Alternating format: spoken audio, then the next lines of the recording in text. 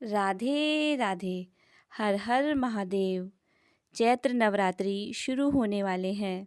नवरात्रि के पर्व का हिंदू धर्म में विशेष महत्व होता है। चैत्र नवरात्रि की शुरुआत बुधवार 22 मार्च 2023 से हो रही है, जिसका समापन 30 मार्च को होगा। नवरात्रि के साथ ही 22 मार्च से हिंदू नववर्ष नव संवत्सर 2080 भी शुरू होगा। नवरात्रि में पूरे 9 दिन माँ दुर्गा के 9 स्वरूपों की पूजा उपासना की जाती है।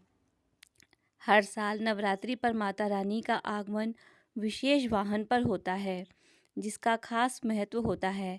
मान्यता है कि नवरात्रि के पहले दिन माँ दुर्गा भगवान गणेश, भगवान कार्तिकेय और अन्य देवी देवताओं के साथ पृथ्वी लोक पर आती हैं। इस साल नवरात्रि पर माता रानी नौका में सवार होकर आएंगी। माता रानी के वाहन का महत्व। माता रानी के वाहन को शुभ अशुभ फल का सूचक माना जाता है।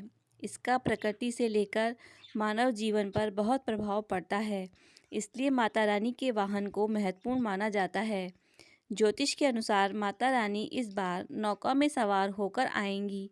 जानते हैं माता रानी के नौका में आने का क्या अर्थ है। जब माँ दुर्गा हाथी पर सवार होकर आती हैं तो अधिक वर्षा होती है। घोड़े पर माँ दुर्गा सवार होकर आती हैं तो युद्ध के हालात पैदा होते हैं। नौका पर सवार होकर आना सर्व सिद्धिदायक होता है। डोली पर सवार होकर आने से महामारी के संकेत मिलते हैं। इस तरह से माँ दुर्गा की हर सवारी से कोई न कोई शुभ फल, प्राकृतिक आपदा, युद्ध, महामारी आदि के संकेत मिलते हैं। क्यों खास है नौका की सवारी। इस साल चैत्र नवरात्रि 2023 पर माँ दुर्गा की सवारी नौका है, नाव जो कि जल परिवहन का साधन होता है। ऐसे में माँ दुर्गा जब नाव पर आती हैं तो यह अच्छी बारिश और अच्छी फसल का संकेत होता है। नौका वाहन के साथ माँ दुर्गा के आगमन या प्रस्थान करने का अर्थ होता है कि माता रानी से वह सब कुछ प्राप्त होगा जो आपको चाहिए। दिन के अनुसार तय होती है माता रानी की सवारी। नवरात्रि के आरंभ अगर सोमवार या रविवार के दिन होता है तो माँ हाथी पर सवार होकर आती हैं।